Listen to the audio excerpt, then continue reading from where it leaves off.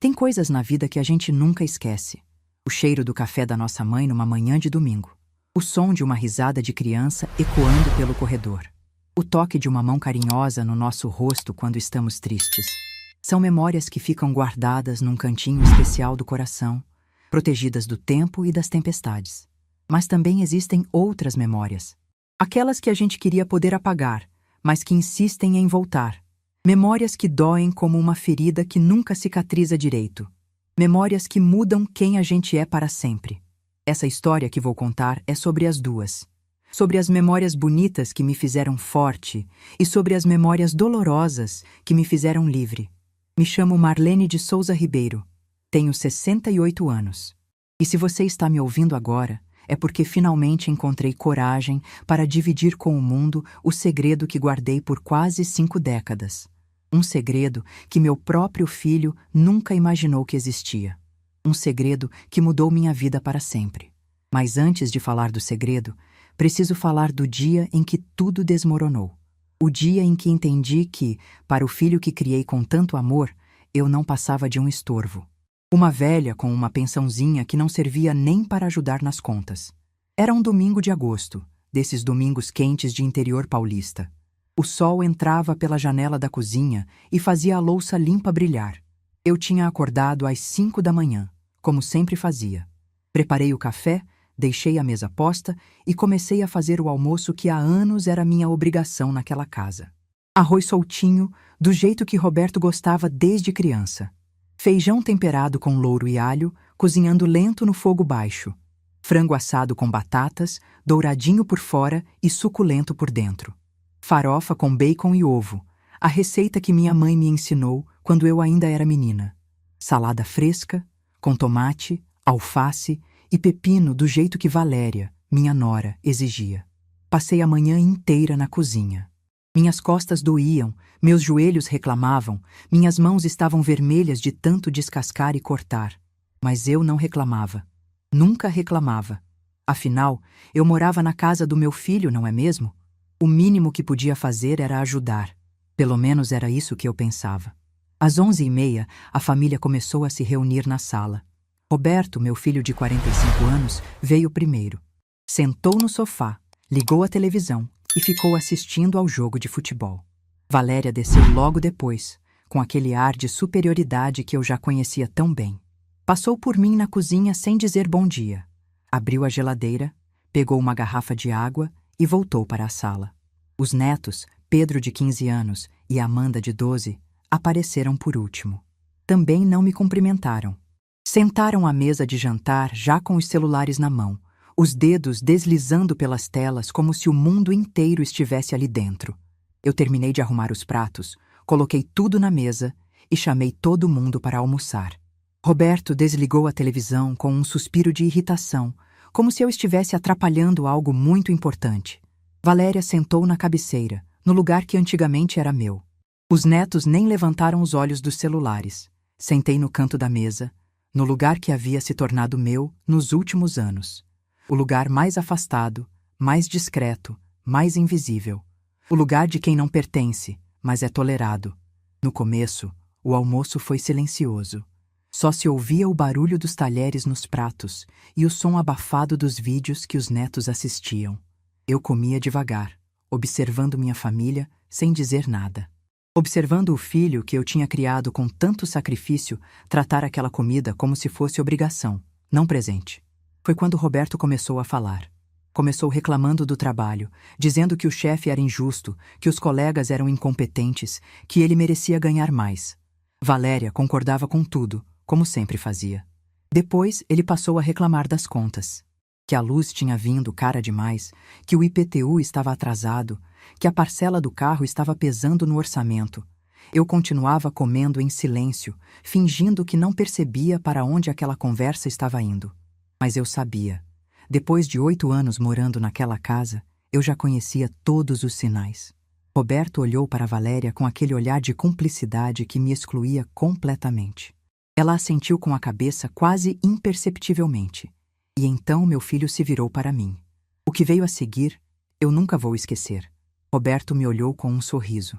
Mas não era um sorriso de carinho, de amor, de respeito. Era um sorriso de deboche. Um sorriso que dizia que ele estava prestes a me diminuir e que ia gostar de fazer isso. Sabe, mãe, ele começou, ainda sorrindo, a gente está precisando apertar as contas aqui em casa. Todo mundo vai ter que contribuir mais. Eu assenti, sem entender direito onde ele queria chegar. Eu já contribuía com quase toda a minha aposentadoria. Já cozinhava, limpava, cuidava das crianças. O que mais eu poderia dar? O problema, ele continuou, é que você só tem essa pensãozinha mixuruca, mãe. Não dá nem para ajudar. E riu. Valéria riu junto, cobrindo a boca com a mão como se estivesse tentando disfarçar. Pedro e Amanda levantaram os olhos dos celulares pela primeira vez, sorrindo sem entender direito a piada, mas acompanhando os pais. Pensãozinha mixuruca. As palavras ecoaram na minha cabeça, como um sino quebrado. Pensãozinha mixuruca. Era assim que meu filho via os 2 salários mínimos que eu recebia, depois de uma vida inteira de trabalho. Era assim que ele via os 40 anos que passei costurando para sustentar nossa família. Era assim que ele via o sacrifício de uma mãe que vendeu sua máquina de costura industrial para pagar a formatura dele. Pensãozinha mixuruca. Eu olhei para meu prato. O frango que eu tinha temperado com tanto cuidado. O arroz que eu tinha feito do jeito que ele gostava. A farofa da receita da minha mãe. E senti algo se quebrando dentro de mim. Mas também senti algo nascendo. Uma certeza que eu vinha adiando há anos, talvez décadas. A certeza de que eu não pertencia mais àquela mesa. A certeza de que eu não era família ali. Era apenas uma empregada que não recebia salário. Uma babá que pagava para trabalhar. Uma velha com uma pensãozinha mixuruca que não servia para nada. Eu poderia ter chorado. Poderia ter gritado. Poderia ter jogado o prato na parede e saído daquela casa batendo a porta. Mas não fiz nada disso. Olhei para Roberto nos olhos, vi o sorriso de deboche ainda estampado no rosto dele e simplesmente continuei comendo. Cortei mais um pedaço de frango, coloquei na boca, mastiguei devagar. Não disse uma palavra. Roberto pareceu desconcertado por um momento. Acho que esperava uma reação, uma defesa, talvez lágrimas. Mas meu silêncio o incomodou mais do que qualquer resposta. Ele pigarreou, olhou para Valéria em busca de apoio e mudou de assunto. O resto do almoço passou como um borrão. Eu estava ali, mas ao mesmo tempo não estava. Meu corpo continuava sentado naquela mesa, comendo aquela comida, ouvindo aquela conversa vazia. Mas minha mente estava em outro lugar. Estava planejando, estava decidindo. Estava finalmente acordando de um sono que durava 8 anos. Depois do almoço, fui para a cozinha lavar a louça. Era o que eu sempre fazia. Enquanto a família ia para a sala assistir televisão ou descansar, eu ficava ali, de pé, com as mãos na água e sabão, limpando a bagunça que todos faziam. Mas naquele dia, enquanto lavava cada prato, cada panela, cada talher, eu não estava pensando na louça. Estava pensando no celular escondido no fundo do meu guarda-roupa, no número que eu conhecia de cor, na voz que eu ouvia toda semana em segredo. Estava pensando em Lucas. Naquela noite, esperei todos irem dormir. A casa ficou em silêncio por volta das 11 horas. Roberto e Valéria no quarto deles, os netos nos quartos deles, cada um em seu mundo particular que não me incluía. Fui até meu quarto, que na verdade era o menor cômodo da casa, um quartinho de despejo que eles tinham adaptado para eu morar. Abri meu guarda-roupa velho, afastei as roupas e peguei a caixa de sapato que ninguém sabia que existia. Dentro dela estava meu segredo. Um celular simples, daqueles de apertar botão. Algumas cartas escritas à mão, com letra bonita e palavras carinhosas. Fotos de um homem que eu não via pessoalmente há muito tempo, mas que conhecia como se tivesse criado. E documentos. Documentos que provavam algo que eu escondi do mundo inteiro por 49 anos. Liguei o celular e disquei o número. Do outro lado do mundo, em Boston, eram 4 horas da tarde. Eu sabia que ele estaria acordado. Ele sempre atendia minhas ligações, não importava a hora. O telefone tocou 2 vezes. E então veio a voz que eu mais amava ouvir. Oi, mãe. Meu coração se apertou como sempre fazia quando ouvia Lucas me chamar assim. Mãe. A palavra mais bonita do mundo, dita pelo filho que eu não pude criar, mas que nunca deixou de me amar. Oi, meu filho, respondi, tentando manter a voz firme. Desculpa ligar tão tarde. Mãe, você sabe que pode me ligar a hora que quiser. Aconteceu alguma coisa? E então, pela primeira vez em 8 anos, eu contei tudo. Contei sobre as humilhações diárias, sobre os olhares de desprezo, sobre me sentir invisível na casa onde eu deveria ser bem-vinda. Contei sobre a comida que eu fazia e ninguém agradecia, sobre as roupas que eu lavava e ninguém via, sobre os netos que eu cuidava e que mal me cumprimentavam. E contei sobre aquele almoço, sobre o sorriso de deboche do Roberto, sobre a risada de Valéria, sobre as palavras que ainda ecoavam na minha cabeça. Pensãozinha mixuruca, Lucas. Foi isso que seu irmão disse, que minha aposentadoria é uma pensãozinha mixuruca que não serve para nada.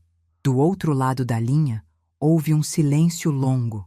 Eu conhecia esse silêncio. Era o silêncio de Lucas quando ele estava processando algo importante, controlando as emoções, pensando antes de falar. Quando ele finalmente respondeu, sua voz estava calma, mas firme. Mãe, escuta o que eu vou te dizer. Você passou a vida inteira cuidando dos outros. Cuidou de mim, mesmo sem poder me criar. Cuidou do Roberto, mesmo ele não merecendo. Cuidou dos netos, da casa, de todo mundo. Agora chegou a hora de alguém cuidar de você. Lucas, eu não sei se... Mãe, ele me interrompeu gentilmente. Eu vou te buscar. Em 1 mês, eu vou estar aí. E você vai sair dessa casa de cabeça erguida do jeito que você merece. Você só precisa fazer uma coisa. O quê? Esperar. Não conte nada para ninguém. Continue fazendo tudo o que você sempre fez. E quando o dia chegar, você vai entender. Eu não sabia o que ele estava planejando.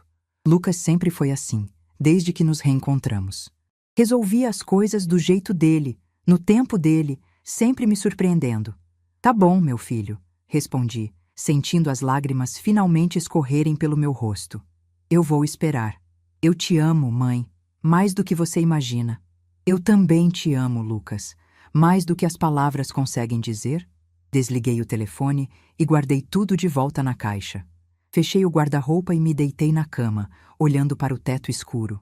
Pela primeira vez em muito tempo, eu não estava triste. Não estava com raiva. Não estava me sentindo um estorvo. Eu estava em paz, porque eu sabia de algo que Roberto não sabia. Algo que Valéria não sabia. Algo que ninguém naquele bairro, naquela cidade, naquele país inteiro podia imaginar. Eu tinha outro filho. Um filho que o mundo nunca conheceu. Um filho que eu fui obrigada a entregar quando era apenas uma menina assustada. Um filho que cresceu do outro lado do mundo, venceu na vida e nunca parou de me procurar até me encontrar. E esse filho estava vindo me buscar. Roberto riu da minha pensãozinha mixuruca. Mas ele não fazia ideia do que estava por vir. E quando descobrisse, seria tarde demais. Fechei os olhos e deixei o sono vir. Mas antes de adormecer, uma lembrança antiga veio até mim. Uma lembrança de 49 anos atrás, quando eu era apenas uma menina de 19 anos, segurando um bebê recém-nascido nos braços. Lucas tinha nascido numa madrugada fria de março. Eu o segurei por apenas 2 horas. 2 horas para decorar cada detalhe daquele rostinho perfeito. O narizinho pequeno, os lábios rosados, as mãozinhas que se fechavam ao redor do meu dedo. O cheiro de bebê novo que eu nunca mais esqueci.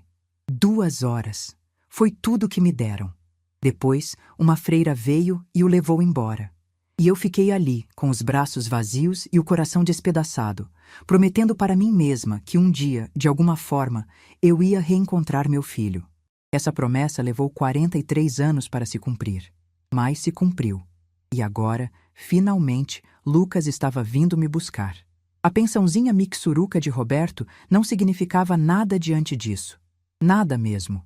Para vocês entenderem como eu cheguei até aquele domingo de agosto, com meu filho rindo da minha pensão na mesa do almoço, preciso voltar muito no tempo. Preciso contar uma história que nunca contei para ninguém. Uma história que começou quando eu tinha apenas 19 anos e achava que sabia alguma coisa sobre a vida. Era 1976. Eu era uma menina do interior, nascida e criada em Monte Alto, uma cidadezinha pequena no interior de São Paulo. Minha mãe, Dona Carmen era viúva e tinha criado 5 filhos sozinha, lavando roupa para fora e fazendo faxina nas casas das famílias ricas da cidade. Meu pai tinha partido quando eu ainda era criança, vítima de uma pneumonia maltratada que virou coisa pior. Cresci sabendo que a vida não era fácil. Aprendi a costurar com minha mãe, a cozinhar com pouco, a esticar cada centavo até ele gritar. Estudei até a 8ª série, que na época era o máximo que meninas pobres conseguiam. Depois, precisei trabalhar. Aos 18 anos, uma vizinha me indicou para um emprego em Campinas. Uma família rica estava procurando uma empregada doméstica para morar na casa. O salário era bom para os padrões da época, e eu teria um quarto só meu, comida garantida e folga nos domingos. Minha mãe chorou quando me viu partir no ônibus, mas sabia que era a melhor chance que eu tinha. A família Monteiro era conhecida em Campinas. O doutor Augusto era advogado, dono de um escritório grande no centro da cidade. Dona Silvia era professora de piano, mas tinha parado de dar aulas para cuidar da casa e dos filhos. Eles tinham 2 meninos. Renato, de 24 anos, que estava terminando a faculdade de Direito, e Marcos, de 20, que estudava medicina. Nos primeiros meses, tudo correu bem. Eu acordava cedo, preparava o café da manhã, limpava a casa, lavava as roupas, cozinhava o almoço e o jantar. Dona Silvia era exigente, mas justa. Me tratava com respeito, mesmo que sempre deixasse claro a distância entre nós. Eu era a empregada. Eles eram os patrões, cada um no seu lugar. O problema começou quando Renato voltou para casa nas férias de julho. Ele era bonito, preciso admitir isso. Alto, cabelo escuro, olhos verdes que pareciam enxergar através da gente. Tinha um jeito de falar que me deixava sem graça, um sorriso que me fazia corar. E ele percebeu isso. No começo, eram só olhares. Ele me observava enquanto eu servia o jantar, enquanto eu varria a varanda, enquanto eu estendia as roupas no quintal. Depois vieram os elogios, que eu era bonita, que eu tinha um sorriso lindo, que era uma pena eu ser apenas empregada. Eu deveria ter percebido o perigo, deveria ter mantido distância, deveria ter contado para a Dona Silvia, deveria ter voltado para Monte Alto no primeiro ônibus. Mas eu era jovem, era ingênua, era sozinha numa cidade grande, longe de tudo o que conhecia.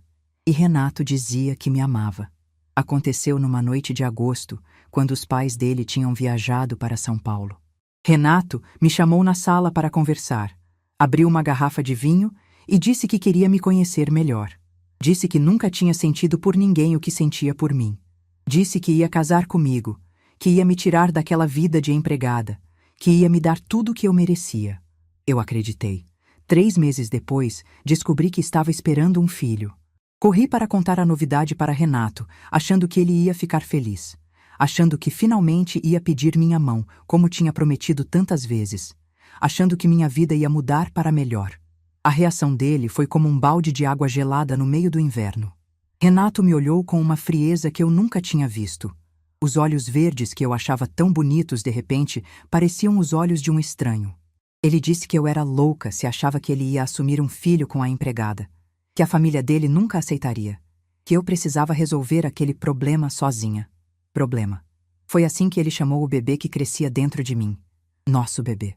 O filho que ele tinha ajudado a criar naquela noite de agosto. Tentei argumentar, tentei chorar, tentei implorar, mas Renato já tinha tomado sua decisão. Disse que se eu contasse para alguém, ele ia negar tudo. Disse que ninguém ia acreditar na palavra de uma empregada contra a palavra do filho do Dr. Augusto. Disse que eu tinha até o final da semana para sumir daquela casa. No dia seguinte, Dona Silvia me chamou na sala. Seu rosto estava fechado. Seus olhos me evitavam. Disse que não precisava mais dos meus serviços, que eu deveria arrumar minhas coisas e ir embora. Antes de me dispensar, me entregou um envelope. Dentro havia dinheiro. Muito dinheiro para os padrões da época. O suficiente para eu resolver minha situação, como ela disse, e nunca mais aparecer. Eu não resolvi do jeito que eles queriam. Voltei para Monte Alto no mesmo dia, com um envelope de dinheiro e uma mala de roupas. Minha mãe me recebeu sem perguntas, mas eu vi em seus olhos que ela sabia. Mães sempre sabem. Quando minha barriga começou a crescer, não tinha mais como esconder. Minha mãe sentou comigo na cozinha, preparou um café forte e perguntou o que tinha acontecido. Contei tudo. Sobre Renato, sobre as promessas, sobre o dinheiro no envelope. Ela ficou em silêncio por um longo tempo. Depois disse as palavras que mudaram minha vida para sempre. Marlene, você sabe que não temos condições. Somos pobres, filha. Mal conseguimos nos sustentar. Como vamos criar uma criança sem pai, sem dinheiro, sem nada? Você vai ter que dar essa criança para alguém que possa cuidar. Meu coração se partiu em 1000 pedaços. Mas eu olhei ao redor daquela cozinha pequena, com as paredes descascando e o fogão de lenha que era nossa única fonte de calor, e entendi que minha mãe estava certa. Que tipo de vida eu poderia dar para aquele bebê? Uma vida de miséria, de vergonha, de portas fechadas? Minha mãe procurou uma instituição católica que cuidava de adoções. As freiras eram gentis, me explicaram que o bebê iria para uma família boa, uma família que tinha condições de dar tudo que eu não podia dar: educação, oportunidades, um futuro. Lucas nasceu numa madrugada de março de 1977, num hospital pequeno de Monte Alto. O parto foi difícil, longo, doloroso. Mas quando colocaram aquele bebê nos meus braços, toda a dor desapareceu. Ele era perfeito. Tão pequeno, tão frágil, tão meu. Tinha os olhos escuros como os meus, o narizinho delicado da minha mãe, as mãozinhas que se fechavam ao redor do meu dedo como se nunca quisessem me soltar. Eu tive 2 horas com ele, 120 minutos para decorar cada detalhe daquele rostinho, para sentir o peso dele nos meus braços, para sussurrar palavras de amor que ele não ia lembrar, para pedir perdão por não poder ficar. Quando a freira veio buscá-lo, eu não consegui soltar. Minha mãe teve que segurar meus braços enquanto tiravam Lucas de mim. Eu gritei, chorei, implorei, mas nada adiantou. A última coisa que vi foi a porta do quarto se fechando, com meu filho do outro lado. Chorei durante semanas. Minha mãe dizia que a dor ia passar, que eu era jovem, que ia superar. Ela estava errada. Aquela dor nunca passou. Apenas aprendeu a se esconder. 1 ano depois, conheci Osvaldo num baile de igreja. Ele era um homem simples, trabalhador, que não perguntou muito sobre meu passado. Nos casamos em 6 meses e fomos morar numa casa pequena na periferia de Ribeirão Preto, onde ele tinha conseguido emprego numa fábrica. Eu nunca contei sobre Lucas. Nem para Osvaldo, nem para ninguém. Enterrei aquele segredo no fundo da minha alma e tranquei com 7 chaves. Quando Roberto nasceu, 2 anos depois do casamento, me dediquei a ele com toda a força que tinha. Talvez para compensar o filho que não pude criar. Talvez para provar que eu era capaz de ser uma boa mãe. Roberto cresceu sem saber que tinha um irmão mais velho em algum lugar do mundo. Osvaldo viveu e partiu sem saber que sua esposa carregava um segredo de décadas. E eu fui envelhecendo, sempre com aquela dor silenciosa no peito, sempre me perguntando onde estaria Lucas, se estava bem, se era feliz. A resposta veio há 5 anos, de uma forma que eu nunca imaginei. Eu estava na casa de Roberto, já morando com eles há 3 anos, quando recebi uma carta.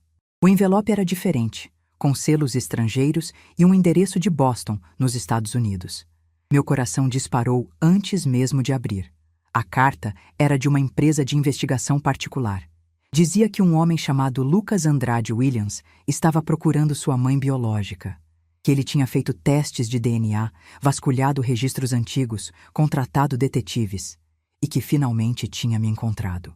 Havia um número de telefone no final da carta, e uma frase que me fez chorar. Não guardo mágoa, só quero conhecer a mulher que me deu a vida.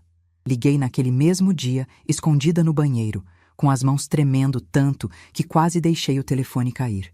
Quando Lucas atendeu, eu não consegui falar. Só chorei, e ele chorou comigo. Nos meses seguintes, fomos nos conhecendo aos poucos. Lucas me contou que foi adotado por um casal americano ainda bebê.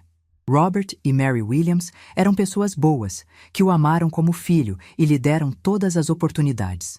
Ele estudou nas melhores escolas, se formou em engenharia no MIT e, aos 30 anos, fundou uma empresa de tecnologia que depois vendeu por uma fortuna. Mas apesar de toda a riqueza e sucesso, Lucas sempre sentiu que faltava algo. Uma peça do quebra-cabeça da sua identidade. E quando os pais adotivos partiram, ele decidiu procurar suas origens. Nos encontramos pessoalmente 1 ano depois daquela primeira ligação. Eu disse para Roberto que ia visitar uma prima em Minas Gerais e viajei escondida para São Paulo, onde Lucas me esperava num hotel. Quando o vi pela primeira vez depois de 44 anos, não tive dúvidas. Era meu filho. Tinha os mesmos olhos escuros, o mesmo formato de rosto, o mesmo jeito de inclinar a cabeça quando estava pensando. Nos abraçamos por longos minutos, chorando, rindo, tentando recuperar em segundos quase 5 décadas de ausência. Lucas me disse que não guardava mágoa, que entendia as circunstâncias, que sabia que eu era jovem e sozinha, que não tinha escolha. Disse que os pais adotivos tinham sido maravilhosos, que ele teve uma vida boa, mas disse também que sempre soube que existia alguém no Brasil que tinha pensado nele todos os dias. E ele estava certo. Não houve um único dia em 43 anos que eu não tenha pensado no meu Lucas. Desde então, nos falamos toda semana. O celular escondido no guarda-roupa é nosso canal secreto. Lucas me manda fotos, me conta sobre a vida dele, faz planos para o futuro. Ele queria me tirar da casa de Roberto há muito tempo. Queria me dar uma vida melhor. Mas eu sempre resisti. Tinha medo de magoar Roberto, medo do julgamento, medo de que meu segredo destruísse a família. Mas naquele domingo de agosto, quando meu filho riu da minha pensão e me chamou de peso, eu entendi que não havia mais família para preservar, que eu estava protegendo pessoas que não me protegiam, que eu estava tendo medo de perder algo que nunca tive. E quando liguei para Lucas naquela noite, contando tudo o que tinha acontecido, ele disse exatamente o que eu precisava ouvir. Mãe, chega. Você passou a vida inteira se sacrificando pelos outros. Agora é hora de alguém se sacrificar por você. Espera 1 mês, eu vou te buscar. E quando eu chegar, Roberto vai entender que a pensãozinha mixuruca da mãe dele nunca foi o tesouro mais valioso que você tinha. 1 mês. Era só o que eu precisava esperar. 30 dias para minha vida mudar para sempre. Desliguei o telefone e guardei na caixa de sapato. Olhei para as cartas, para as fotos, para os documentos que provavam a existência do filho que ninguém conhecia. E sorri. Roberto achava que me conhecia. Achava que eu era apenas uma velha com uma pensão pequena e nenhuma perspectiva. Achava que podia me humilhar na frente da família e eu ia continuar ali, calada, servindo, obedecendo. Mas Roberto não sabia de nada. Não sabia que sua mãe tinha outro filho. Não sabia que esse filho era um empresário de sucesso. Não sabia que em 30 dias um helicóptero ia pousar naquele bairro e mudar tudo o que ele pensava saber sobre a própria família. E quando descobrisse, ia ser tarde demais para pedir desculpas. Tarde demais para correr atrás do que ele perdeu. Fechei os olhos e pela primeira vez em muito tempo, dormi em paz. Dizem que o tempo passa mais devagar quando a gente está esperando algo importante, que os minutos se arrastam, que as horas parecem dias, que cada segundo pesa como se carregasse o mundo inteiro nas costas. Eu nunca tinha entendido isso de verdade até aquele mês de espera. 30 dias.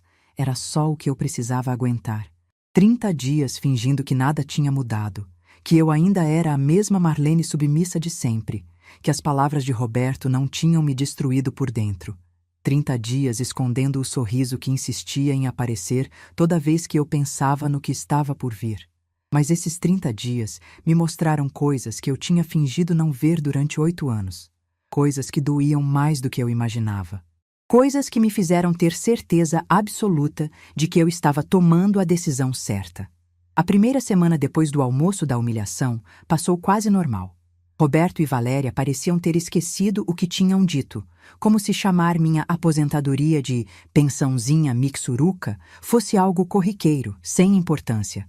E talvez para eles fosse mesmo. Talvez eu já tivesse sido tão diminuída ao longo dos anos que eles nem percebiam mais quando me machucavam.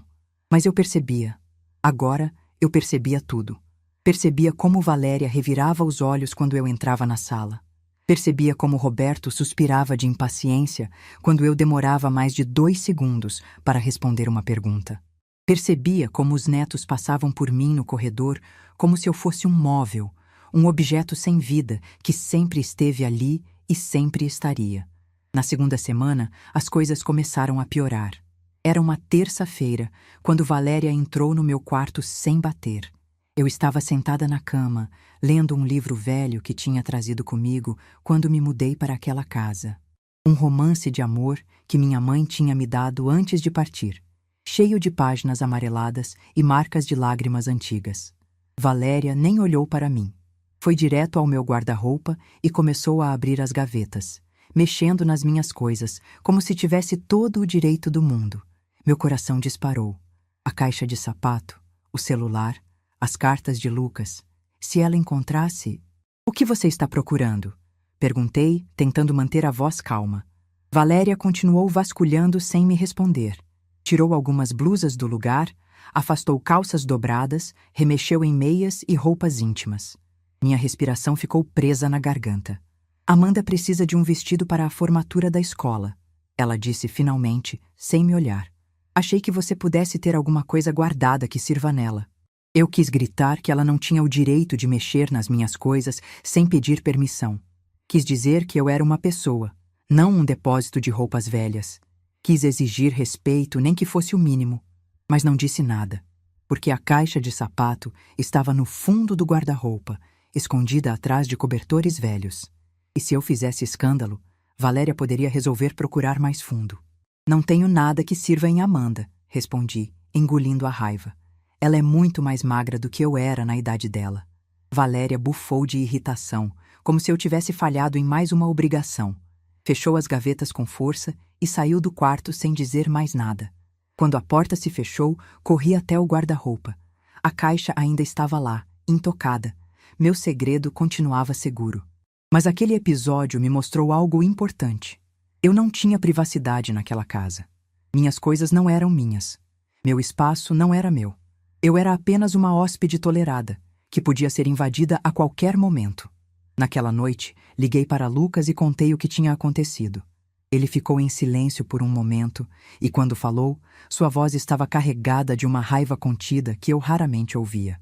"Mãe, você precisa esconder melhor essas coisas. Se eles descobrirem antes da hora..." "Eu sei, meu filho, eu sei. Faltam 3 semanas. Só mais 3 semanas. Você consegue." Eu conseguia. Eu tinha que conseguir. Na terceira semana, veio o golpe que mais doeu. Era sábado à noite quando Roberto chegou em casa com uma novidade. Ele e Valéria tinham sido convidados para o aniversário de 50 anos do chefe dele, numa chácara fora da cidade. Era uma festa importante, daquelas que podiam definir promoções e aumentos de salário. "Vai ser no próximo sábado", Roberto disse durante o jantar, animado como eu não via há muito tempo. "Festa de gala, com buffet, banda ao vivo, tudo do bom e do melhor. O chefe disse que posso levar a família toda." Meu coração se aqueceu por um instante. Família toda. Isso me incluía, não é? Há quanto tempo eu não ia a uma festa, não usava um vestido bonito, não me sentia parte de algo maior que a cozinha e o tanque de lavar roupa? Mas então Valéria tossiu de leve e lançou um olhar para Roberto. Um daqueles olhares que eu já conhecia, o olhar que dizia: "Temos que conversar sobre isso depois." Fingi que não vi. Continuei comendo em silêncio, como sempre fazia. Na noite seguinte, Roberto veio falar comigo, enquanto eu lavava a louça do jantar. "Mãe, sobre a festa de sábado..." Eu já sabia o que vinha. Podia sentir no tom de voz dele, no jeito como ele não conseguia me olhar nos olhos. "O que tem a festa?" "É que... sabe como é, né? O chefe é um cara muito exigente. A festa vai ser chique, vai ter muita gente importante lá. Diretores, gerentes, gente de fora. E daí?" Roberto coçou a nuca, visivelmente desconfortável. "A Valéria acha que... Bom, a gente acha que talvez seja melhor a senhora ficar em casa. Cuidando dos cachorros, sabe? Alguém precisa ficar, e a senhora não ia se sentir bem no meio daquela gente toda mesmo." Eu parei de esfregar a panela. Olhei para meu filho, aquele homem de 45 anos que eu tinha criado sozinha, que eu tinha alimentado, educado, amado com toda a minha força. E vi nos olhos dele algo que me partiu o coração. Vergonha. Roberto tinha vergonha de mim. Tinha vergonha de apresentar a própria mãe para o chefe. Tinha vergonha da velha com pensão mixuruca que morava na casa dele. Tinha vergonha de admitir que aquela senhora de cabelos brancos e mãos calejadas era a mulher que tinha dado tudo para ele ter uma vida melhor. Tudo bem, eu disse, voltando a esfregar a panela. Eu fico. Roberto pareceu aliviado. Disse que era só dessa vez, que outras oportunidades iam aparecer, que ele ia me levar num restaurante bonito qualquer dia desses para compensar. Mentiras que nós dois sabíamos que eram mentiras. Quando ele saiu da cozinha, deixei a panela de molho e fui para o meu quarto. Sentei na cama e chorei em silêncio, abafando os soluços no travesseiro para ninguém ouvir. Não era a festa que me doía. Eu não me importava com festas de chefe, com buffets chiques, com bandas ao vivo. O que me doía era a confirmação do que eu já sabia, mas tinha medo de admitir. Para Roberto, eu era um estorvo, uma vergonha, um problema que ele tolerava por obrigação, mas que preferia esconder do mundo. Naquela noite, não liguei para Lucas. Não conseguiria falar sem chorar, e não queria preocupá-lo. Ele já estava fazendo tanto por mim. O mínimo que eu podia fazer era ser forte por mais 2 semanas. O sábado da festa chegou. Roberto e Valéria saíram às 7 da noite, perfumados, elegantes, sorridentes. Os netos tinham ido dormir na casa de amigos. E eu fiquei sozinha naquela casa enorme, com 2 cachorros que nem eram meus para fazer companhia. Sentei na varanda dos fundos e fiquei olhando as estrelas. Pensei na minha vida, nas escolhas que tinha feito, nos caminhos que tinha percorrido. Pensei em Lucas, do outro lado do mundo, provavelmente trabalhando em algo importante. Pensei em como seria minha vida dali a 2 semanas, quando tudo mudasse. E pela primeira vez, não senti tristeza. Senti paz. Porque eu sabia que aquela era a última vez que eu seria deixada para trás. A última vez que eu seria escondida como um segredo vergonhoso. A última vez que eu seria tratada como menos do que eu era. Na 4ª e última semana, Lucas me ligou com instruções específicas. Mãe, na 4ª-feira, eu preciso que você vá ao cartório do centro da cidade. Tem uns documentos que você precisa reconhecer firma. Que documentos? É surpresa, mas confia em mim. Vai lá, pede para falar com o tabelião, seu Antônio, e diz que é da parte do Lucas Williams. Ele vai saber o que fazer. Eu fui. Disse para Roberto que ia ao médico fazer exames de rotina. Peguei o ônibus até o centro e encontrei o cartório que Lucas tinha indicado. Seu Antônio me recebeu com um sorriso caloroso e me levou para uma sala reservada. A senhora é a dona Marlene, mãe do Lucas? Sou sim. Que filho maravilhoso a senhora tem. Ele me contou toda a história de vocês. Emocionante demais. Seu Antônio me mostrou os documentos. Eram papéis de uma casa. Uma casa em Campos do Jordão, numa região nobre da cidade, com vista para as montanhas. Uma casa que estava sendo registrada no meu nome. Meu nome. Marlene de Souza Ribeiro. O Lucas comprou isso para a senhora. Seu Antônio explicou, vendo minha confusão. Está tudo quitado, tudo regularizado. A senhora só precisa assinar aqui, e a casa é sua. Minhas mãos tremiam tanto que mal consegui segurar a caneta. Uma casa.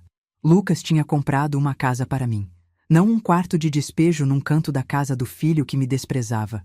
Uma casa inteira, só minha, onde eu poderia viver em paz pelo resto dos meus dias. Assinei os documentos com lágrimas escorrendo pelo rosto. Seu Antônio me ofereceu um copo de água e um lenço de papel, e esperou pacientemente até eu me recompor. Seu filho me pediu para entregar isso também, ele disse, me dando um envelope. Dentro havia uma carta de Lucas. Li ali mesmo, no cartório, sem conseguir esperar. Mãe, essa casa é o mínimo que eu posso fazer por você. Eu sei que nada vai compensar os 49 anos que passamos separados. Mas quero que você saiba que, a partir de agora, você nunca mais vai ser tratada como um estorvo. Nunca mais vai ser humilhada. Nunca mais vai precisar pedir permissão para existir. Essa casa é sua. Essa vida é sua. E eu vou estar do seu lado para sempre. Te vejo em 3 dias. Com amor, Lucas. Voltei para casa naquela tarde como se estivesse flutuando. Roberto e Valéria não perceberam nada. Estavam ocupados demais com suas próprias vidas para notar que a velha com pensão Mixuruca tinha acabado de se tornar proprietária de uma casa que valia mais do que tudo que eles tinham. Os últimos 3 dias passaram como um sonho. Eu fazia minhas tarefas normalmente, cozinhava, limpava, cuidava da casa, mas por dentro estava contando as horas. Na terça-feira à noite, Lucas me ligou pela última vez antes do grande dia. Mãe, amanhã às 4 da tarde, esteja pronta, use seu vestido mais bonito e não esqueça de pegar tudo que é importante para você. Você não vai voltar mais. E quanto ao Roberto, o que eu digo? Nada. Você não diz nada. Deixa que eu cuido disso. Desliguei o telefone e olhei ao redor do quartinho de despejo que tinha sido meu lar nos últimos 8 anos. As paredes descascadas, o guarda-roupa velho, a cama estreita. Em menos de 24 horas, tudo aquilo seria passado. Arrumei minha mala em silêncio. Não tinha muita coisa para levar. Algumas roupas, alguns livros, as fotos da minha mãe, a caixa de sapato com as cartas de Lucas. Minha vida inteira cabia numa mala pequena e uma bolsa de mão. Antes de dormir, fui até a cozinha e olhei ao redor uma última vez. A pia onde eu tinha lavado milhares de pratos. O fogão onde eu tinha preparado milhares de refeições. A mesa onde eu tinha sido humilhada na frente da família. Amanhã, sussurrei para mim mesma. Amanhã tudo muda. Voltei para o quarto, me deitei na cama estreita e fechei os olhos. Quando acordasse, seria o dia mais importante da minha vida. O dia em que eu finalmente seria livre. E Roberto? Roberto não fazia ideia do que estava por vir. Ele ia acordar naquela quarta-feira achando que era um dia normal. Ia tomar o café que eu prepararia, ia sair para o trabalho reclamando do trânsito, ia voltar para casa esperando encontrar o jantar na mesa. Mas o jantar não estaria lá. Eu não estaria lá. E quando ele visse o helicóptero pousando no bairro, quando visse um homem elegante descendo e entrando na casa dele, quando descobrisse que a mãe com a pensãozinha Mixuruca tinha um segredo de quase 5 décadas, aí sim, Roberto ia entender. Ia entender que me subestimou, que me humilhou sem saber quem eu realmente era, que riu da mulher errada. E quando corresse atrás de mim pedindo desculpas, já seria tarde demais. O helicóptero já teria decolado. Acordei naquela quarta-feira de setembro com o coração batendo diferente. Era como se meu corpo soubesse, antes mesmo da minha mente processar, que aquele seria o dia mais importante da minha vida. O sol entrava pela fresta da cortina do meu quartinho de despejo, desenhando uma linha dourada no chão de cerâmica velha. Olhei ao redor, para as paredes que tinham sido meu mundo nos últimos 8 anos, e senti uma mistura estranha de alívio e nostalgia. Não saudade daquele lugar, mas saudade da mulher que eu tinha sido antes de entrar ali. A mulher que ainda acreditava que família significava amor incondicional. Levantei devagar, como fazia todos os dias. Mas dessa vez, cada movimento tinha um peso diferente. A última vez que eu vestiria aquele roupão velho.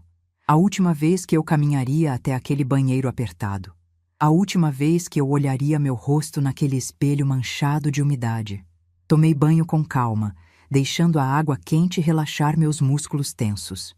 Lavei o cabelo com o shampoo barato que eu comprava escondido para não dar despesa, já que Valéria reclamava de qualquer gasto extra. Sequei-me com a toalha surrada, que era só minha, e voltei para o quarto. No guarda-roupa, pendurado no fundo, estava o vestido que eu tinha separado na noite anterior. Era azul marinho, simples mas elegante, o único vestido bonito que eu ainda tinha. Tinha comprado há muitos anos, para o casamento de uma sobrinha, e guardado como uma relíquia. Nunca imaginei que usaria ele para fugir da própria casa. Me vesti com cuidado. Passei um batom discreto, penteei o cabelo branco para trás, coloquei os brincos de pérola que tinham sido da minha mãe. Quando me olhei no espelho, quase não me reconheci. Ali não estava mais a empregada invisível, a velha da pensãozinha Mixuruca.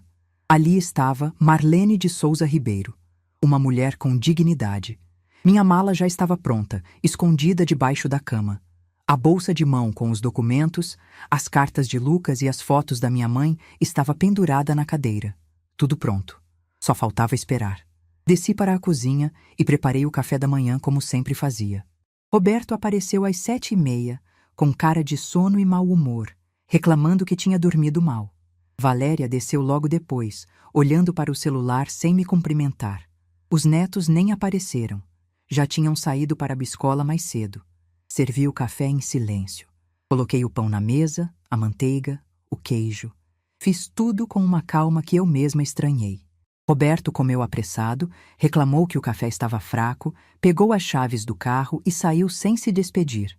Valéria terminou de comer, deixou a louça suja na mesa para eu lavar e foi para o quarto se arrumar para o trabalho. Às 8h15, a casa estava vazia. Só eu e o silêncio. Lavei a louça do café pela última vez. Cada prato, cada xícara, cada talher.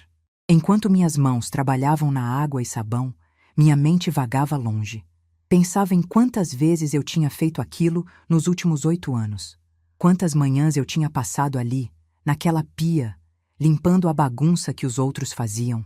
Quantas vezes eu tinha engolido o choro junto com a água suja do ralo. Mas não naquele dia. Naquele dia, eu estava sorrindo. As horas se arrastaram como lesmas. Almocei sozinha, um prato simples de arroz e feijão que eu mesma tinha preparado. Não quis fazer nada elaborado. Não queria deixar comida pronta para quem nunca agradeceu por nenhuma refeição. Às 2h da tarde, subi para o quarto e peguei minha mala. Desci com ela e coloquei perto da porta da sala, escondida atrás do sofá. Se alguém chegasse mais cedo, não queria ter que dar explicações. Às 3h, meu coração começou a acelerar. 1 hora. Faltava apenas 1 hora. Sentei na poltrona da sala, aquela poltrona velha que ninguém usava porque era desconfortável, e fiquei olhando pela janela. O bairro estava tranquilo, como sempre ficava nas tardes de quarta-feira. Algumas crianças brincando na rua. Uma ou outra pessoa passeando com cachorro, o movimento normal de um dia comum. Mas aquele não era um dia comum. Às 3h40, ouvi o primeiro som. Distante, quase imperceptível, mas inconfundível. Um zumbido grave que foi crescendo aos poucos, como uma abelha gigante se aproximando. Meu coração disparou. Era ele. Era Lucas. Me levantei da poltrona e fui até a janela. O som estava cada vez mais alto, mais próximo. Os vizinhos começaram a sair nas calçadas, olhando para o céu, tentando entender o que estava acontecendo. E então eu vi. O helicóptero surgiu por cima das casas como uma aparição de outro mundo.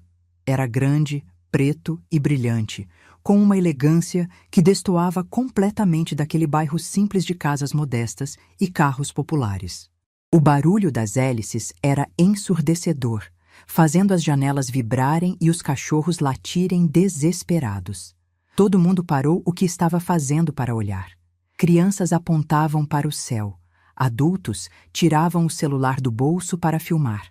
Era como se um pedaço de outro universo tivesse invadido aquela rua pacata. O helicóptero começou a descer, devagar, majestoso, em direção ao campinho de futebol no final da rua. O mesmo campinho onde os meninos do bairro jogavam bola nos fins de semana, onde os cachorros corriam soltos, onde nunca tinha acontecido nada mais emocionante do que uma briga de vizinhos. Até aquele momento, eu saí de casa com minha mala numa mão e minha bolsa na outra. Caminhei pela calçada em direção ao campinho, sentindo os olhares de todos os vizinhos sobre mim. Dona Cleusa, que morava na casa da frente, me olhou com a boca aberta. Seu Joaquim, o aposentado que passava o dia na varanda, quase derrubou o copo de café. Ninguém entendia nada, e eu adorei cada segundo daquela confusão. O helicóptero pousou levantando uma nuvem de poeira e folhas secas. As hélices foram diminuindo a rotação aos poucos, e quando finalmente pararam, o silêncio que se fez foi quase tão impressionante quanto o barulho de antes. A porta do helicóptero se abriu, e de dentro dele desceu o homem mais elegante que aquele bairro já tinha visto. Lucas usava um terno azul marinho impecável, camisa branca, sapatos italianos que brilhavam mesmo cobertos pela poeira do campinho. Seus cabelos grisalhos estavam penteados para trás, e seus olhos escuros, tão parecidos com os meus, procuravam alguém na multidão que tinha se formado. Quando me viu, seu rosto se abriu no sorriso mais lindo do mundo. Caminhou em minha direção com passos firmes, atravessando o campinho como se fosse um tapete vermelho. As pessoas abriam caminho sem entender quem era aquele homem, de onde tinha vindo, o que estava fazendo ali. Quando chegou até mim, Lucas não disse nada. Apenas me abraçou. Foi o abraço mais longo e mais apertado que eu já tinha recebido na vida. Senti o perfume dele, senti a força dos braços dele, senti o amor que atravessava quase 5 décadas de separação. E chorei. Chorei como não chorava há anos, ali no meio da rua, na frente de todo mundo, sem me importar com nada. Vim te buscar, mãe, ele sussurrou no meu ouvido. Como prometi. Ficamos abraçados por um tempo que pareceu eterno. Quando finalmente nos separamos, Lucas pegou minha mala e minha bolsa e começou a me guiar em direção ao helicóptero. Foi quando ouvi o grito. Mãe! Me virei e vi Roberto correndo pela rua, ainda de roupa de trabalho, o rosto vermelho de esforço e confusão. Alguém devia ter ligado para ele, contado que tinha um helicóptero no bairro, que sua mãe estava saindo de casa com um estranho. Ele parou a alguns metros de distância, ofegante, olhando para mim, para Lucas, para o helicóptero, tentando processar o que estava vendo. Mãe, o que está acontecendo? Quem é esse homem? Para onde você está indo? Lucas se virou para encarar Roberto. Os dois homens se mediram por um momento, um com confusão e desespero no olhar, o outro com calma e determinação. Você deve ser o Roberto, Lucas disse, sua voz firme e tranquila. Eu sou Lucas, seu irmão mais velho. O rosto de Roberto se contorceu. Irmão? Que irmão? Mãe, do que ele está falando? Você não tem outro filho? Eu respirei fundo. Aquele era o momento. O momento de revelar o segredo que tinha carregado por 49 anos. Tenho sim, Roberto.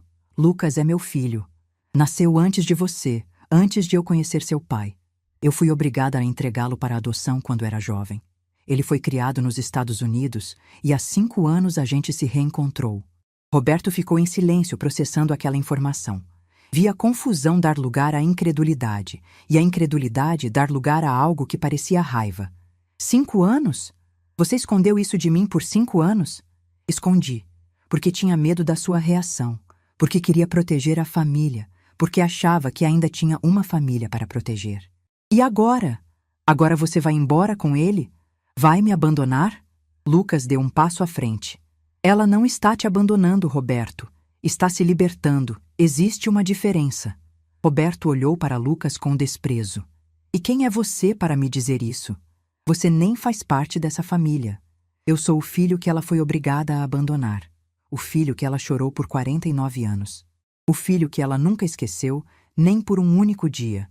Lucas fez uma pausa. E você? Você é o filho que chamou a aposentadoria dela de pensãozinha mixuruca. O filho que riu dela na frente dos seus próprios filhos. O filho que teve vergonha de levar a própria mãe numa festa. Roberto empalideceu. Como você sabe disso?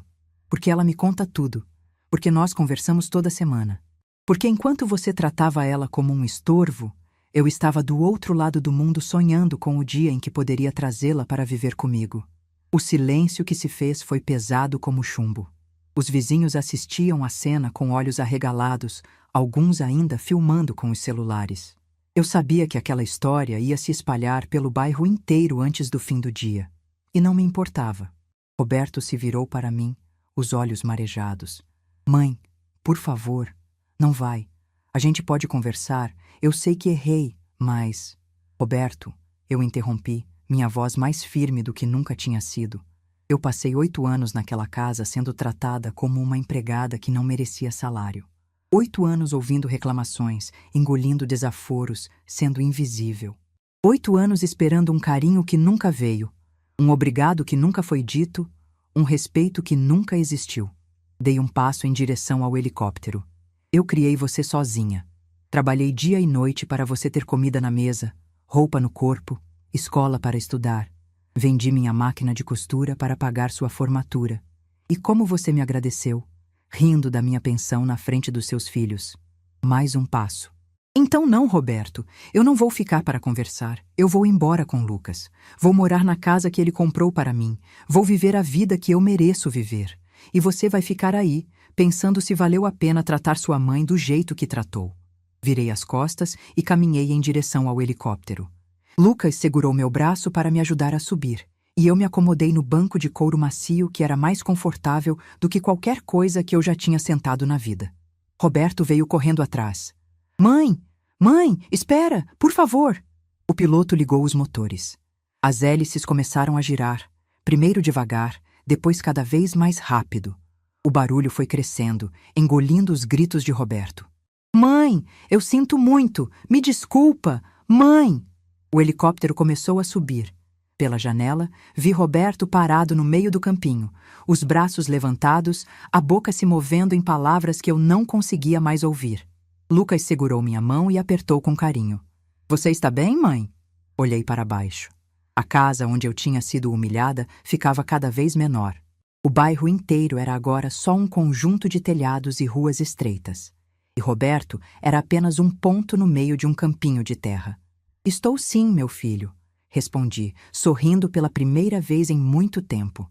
Agora eu estou.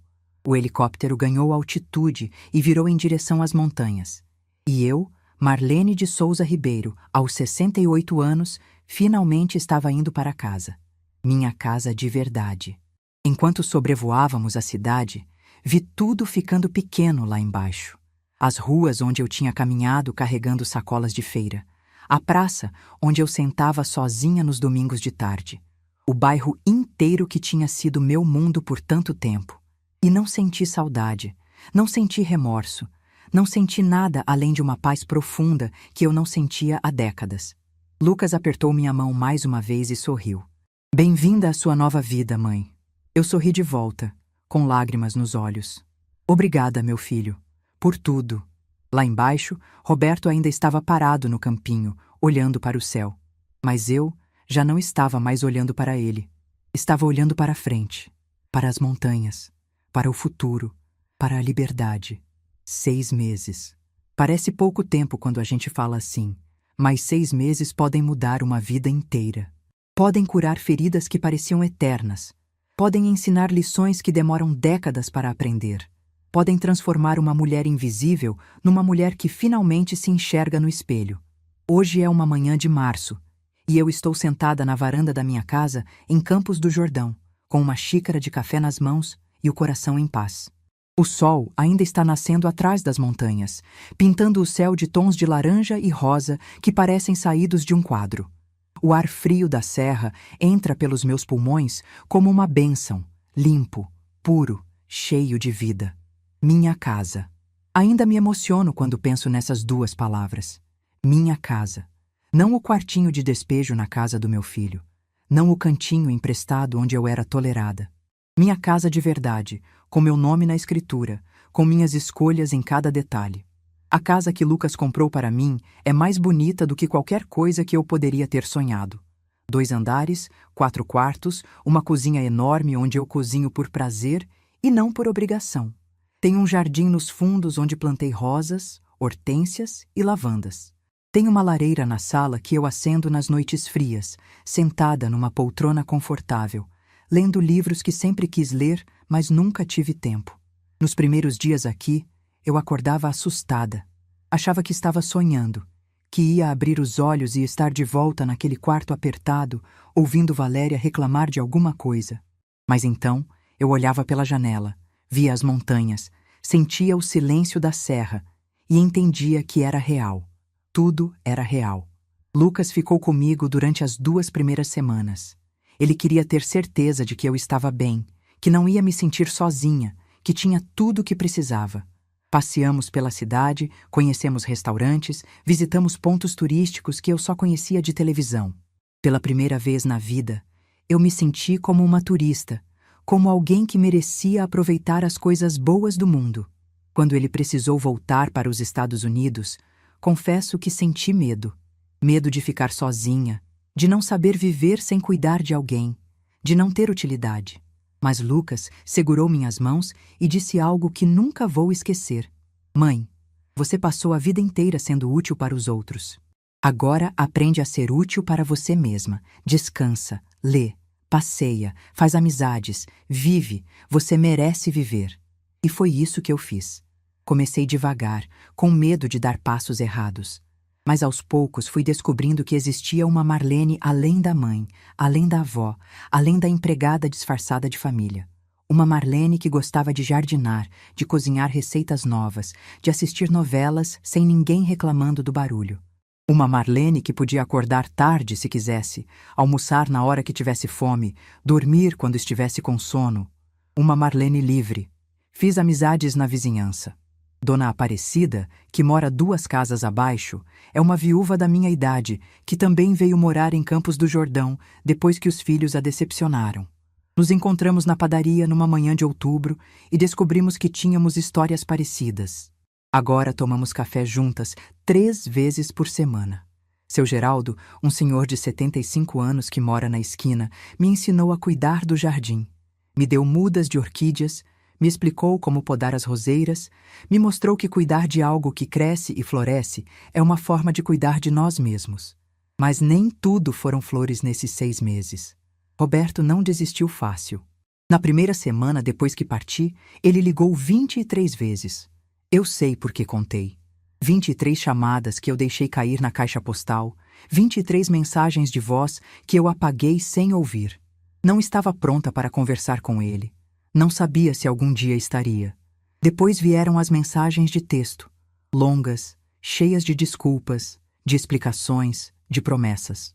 Ele dizia que tinha errado, que não sabia o que tinha feito, que queria uma chance de se redimir. Dizia que os netos sentiam minha falta, que a casa não era a mesma sem mim, que ele finalmente tinha entendido o quanto eu era importante. Eu li todas as mensagens. Algumas me fizeram chorar, confesso, mas não respondi nenhuma. Não porque quisesse castigá-lo, mas porque precisava de tempo. Tempo para curar, tempo para processar, tempo para descobrir o que eu realmente sentia. Valéria também tentou contato.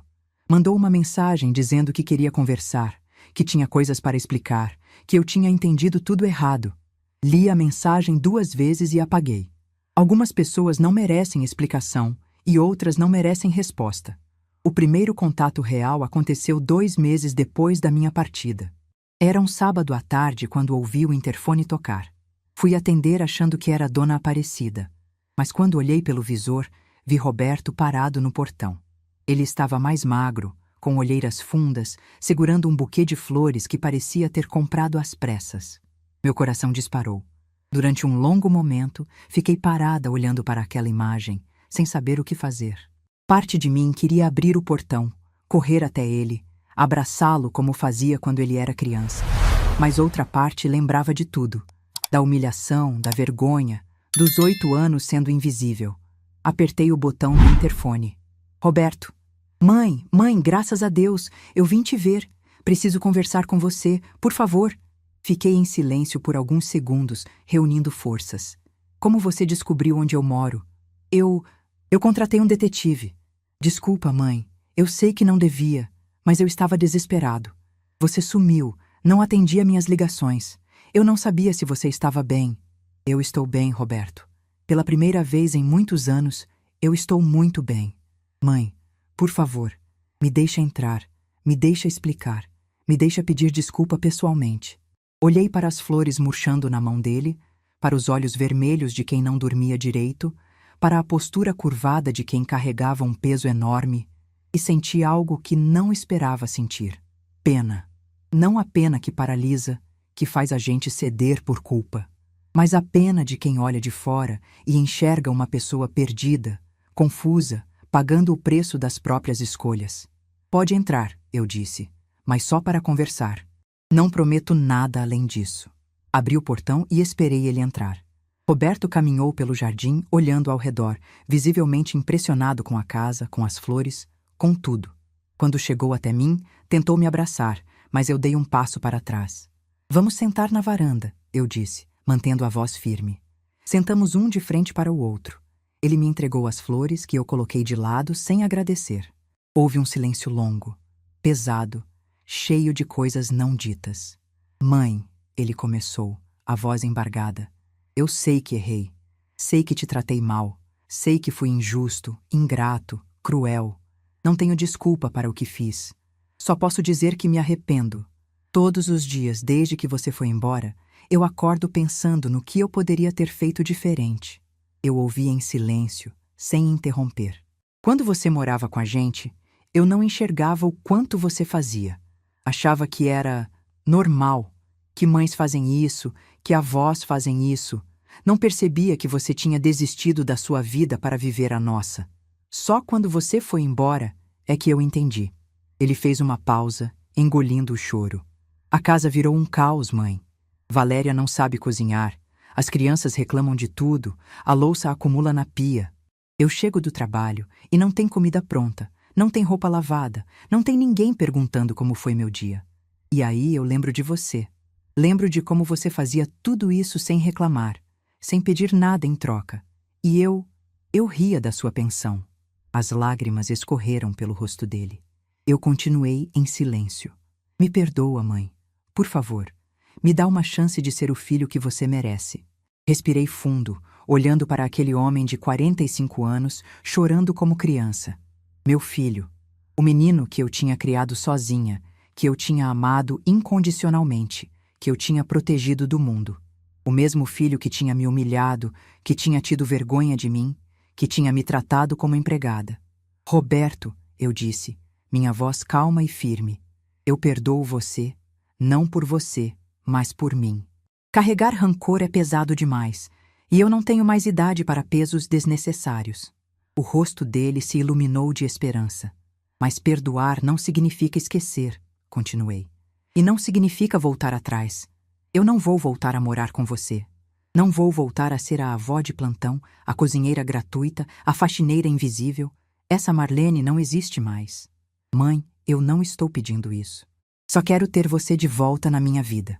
Nos visitar, nos ligar, fazer parte da família de novo. Família, eu repeti, sentindo o peso dessa palavra. Roberto, família é quem nos respeita, não quem nos tolera. Durante 8 anos, eu fui tolerada na sua casa. Agora, se você quiser fazer parte da minha vida, vai ter que me respeitar. Não como sua mãe que deve obrigações. Como uma pessoa com vontades, limites e dignidade. Ele assentiu, engolindo em seco. Eu vou aprender, mãe. Juro que vou aprender. Então começa aprendendo a ligar antes de aparecer. Começa respeitando meu espaço, meu tempo, minhas decisões. Começa tratando minha casa como minha casa, não como uma extensão da sua. Roberto concordou com tudo. Ficou mais 1 hora, tomou café, conheceu o jardim.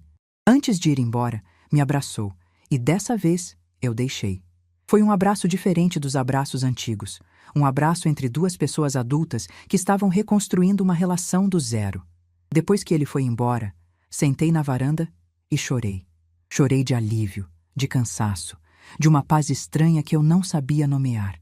Tinha sido difícil manter a firmeza, difícil não ceder ao primeiro pedido de desculpas. Mas eu sabia que tinha feito a coisa certa. Nos meses seguintes, Roberto cumpriu o que prometeu. Liga 1 vez por semana, sempre perguntando se pode ligar antes. Veio me visitar mais 2 vezes, sempre avisando com antecedência, sempre respeitando meu espaço. Não é perfeito e talvez nunca seja, mas é diferente, é respeitoso. Os netos também retomaram contato. Pedro me mandou uma mensagem no aniversário dele, agradecendo pelos anos que cuidei dele. Amanda me ligou chorando um dia, dizendo que sentia saudade das minhas comidas. Eu disse que ela era bem-vinda para me visitar quando quisesse, desde que viesse com respeito, não com obrigação. Lucas vem ao Brasil a cada 2 meses. Fica 1 semana comigo, às vezes 2.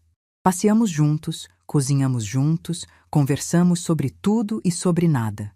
Estamos recuperando os 49 anos perdidos, uma conversa de cada vez. Ele me conta sobre a infância em Boston, sobre os desafios de construir uma empresa, sobre os sonhos que ainda quer realizar.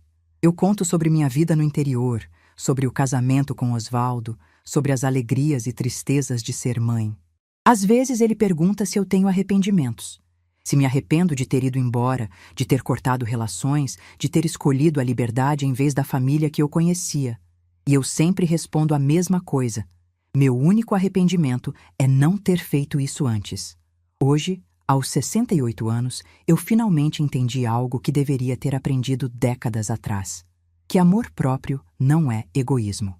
Que estabelecer limites não é crueldade. Que escolher a paz não é abandonar ninguém, é se encontrar. Durante anos, eu achei que meu valor dependia do quanto eu podia servir aos outros. Que ser boa mãe significava me anular, me sacrificar, me tornar invisível para que os outros brilhassem. Mas estava errada. Ser boa mãe é também ser uma boa pessoa para si mesma. É ensinar aos filhos, pelo exemplo, que todos merecem respeito, inclusive nós. Roberto riu da minha pensãozinha mixuruca naquele domingo de agosto. Mas foi essa pensãozinha que me sustentou durante anos, que me deu independência, que provou que eu tinha valor mesmo quando ninguém enxergava. E foi o silêncio que eu fiz naquela mesa que mudou tudo. O silêncio de uma mulher que finalmente tinha entendido que não precisava gritar para ser ouvida, que não precisava brigar para vencer, que a maior vitória não é provar que os outros estavam errados, é provar para si mesma que você merece mais. Hoje, quando olho pela janela da minha casa e vejo as montanhas de Campos do Jordão, sinto uma gratidão que não cabe no peito. Gratidão por Lucas, que nunca desistiu de me encontrar. Gratidão por mim mesma, que finalmente tive coragem de partir.